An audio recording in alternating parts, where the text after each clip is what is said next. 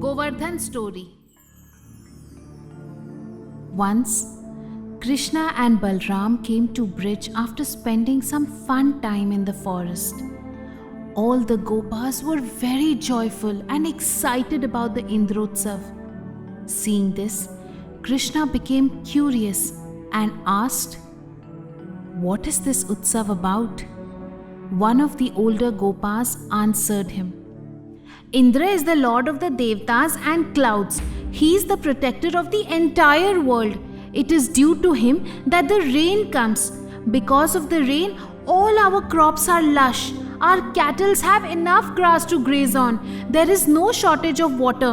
It is at the command of Indra that the clouds gather and rain Shri Krishna. The rain brings life to this earth, and Devraj Indra is the one who brings rain.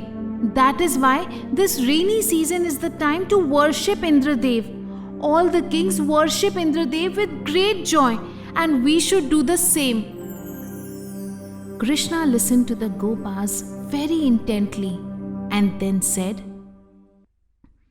"Arya, all of us are Gopas living in our forest, and our livelihood depends on Godhan, which is why cows, forests and mountains should be our devta.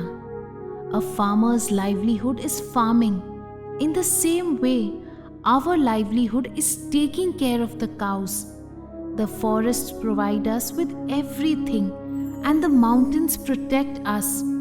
We are dependent on all of these, and this is why I am of the opinion that we should perform a Giri Yajna.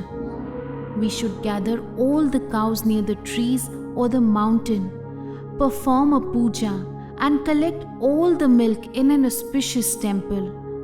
The cows should be ornamented with peacock feathers and mukuts and then worshipped with flowers.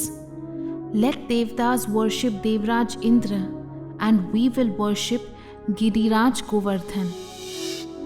Listening to Damodar's wise words, all the Gopas decided to put an end to Indra Utsav and began Govardhan Puja. Everyone was excited for this festival. The entire Gokul was full of happiness. Lots and lots of milk was collected. Ripened fruits were gathered in large quantity. So many savory dishes were lined up, and like this, the Giri Yajna began. Many oblations were offered. At the end of the Yajna, the Brahmins were satisfied with the donations they had received. Shri Krishna himself took the form of a mountain deity and accepted all these offerings. Standing on the top of the mountain, he said, "I am completely satisfied," and started laughing loudly. All the Gopas bowed to the mountain deity and said, "Bhagwan, we are your servants. Please tell us what to do." Shri Krishna, in the form of a mountain deity, replied, "If you have kindness within you, then you should worship me in the cows, and I will bless you with everything.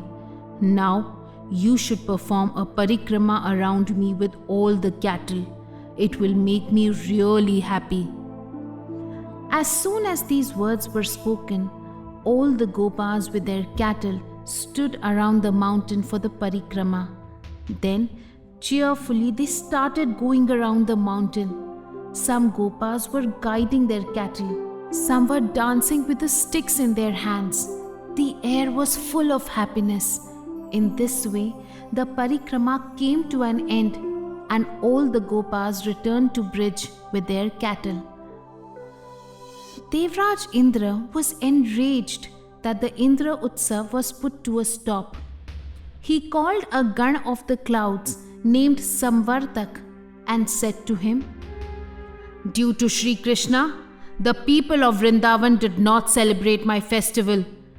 Now it is my order that you torture their livelihood, the cows with heavy rain and storm day and night.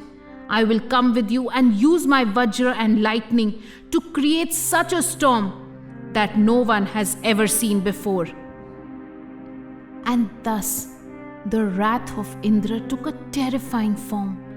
There were dark clouds all around Braj. The lightning was illuminating the grey sky, which made the atmosphere even more frightening. There were heavy rains, trees were uprooted, the rivers were roaring with the rainwater. It almost seemed as if the hour of destruction was upon them. All the gopas were scared out of their wits. The cows were crying loudly, and due to the cold, they couldn't move their body. They hadn't eaten for days now and became very weak. Some of the cows died in this manner. The other cows fell to the ground due to the harsh rain. Some were trying to protect their calves but were failing miserably. All in all, the condition of the cows had become pathetic. They were shivering from cold, fear, weakness. Nobody but Shri Krishna could help them now. Looking at the destruction of cows and the gopas in such a gruesome way, Shri Krishna was full of anger towards Indra. After thinking for some time, Shri Krishna said to himself, I have decided how to protect the cows and gopas from rain.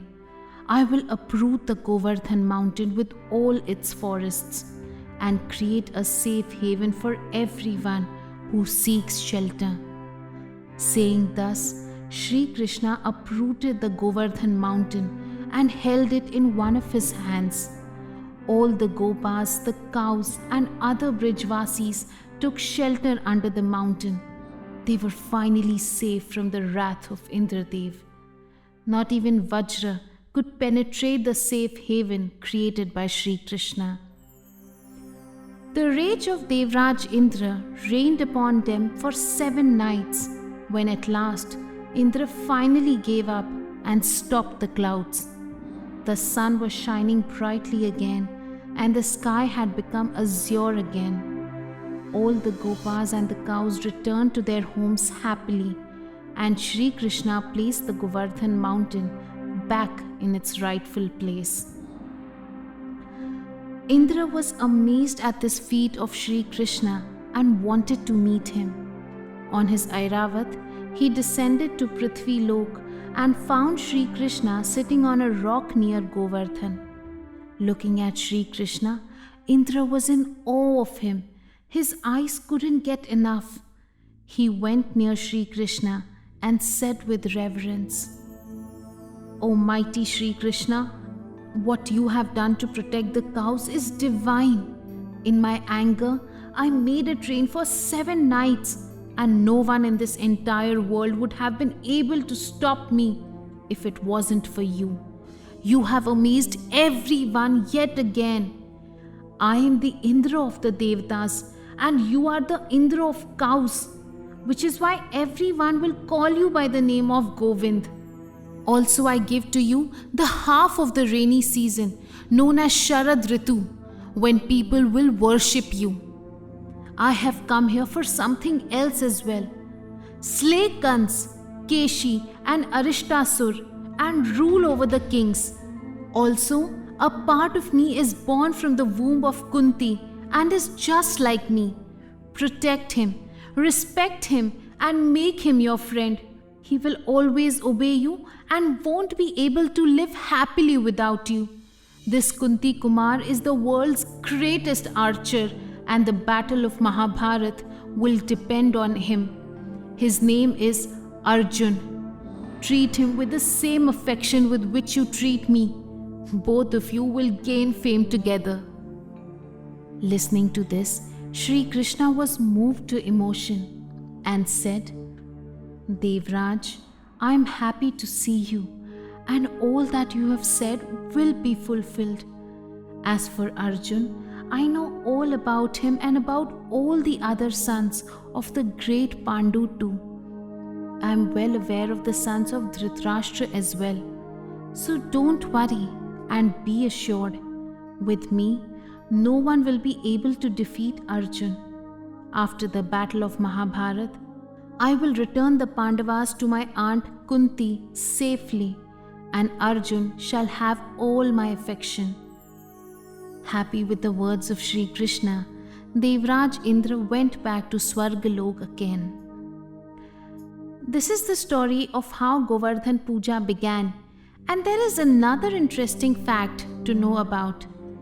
During the time Shri Krishna lifted the Govardhan mountain, people presented him with food 8 times a day, and he held the mountain for 7 days, which means he had 56 meals, which now has come to be known as Chappan Bhog. For more such interesting stories, stay tuned to the Sutradhar app.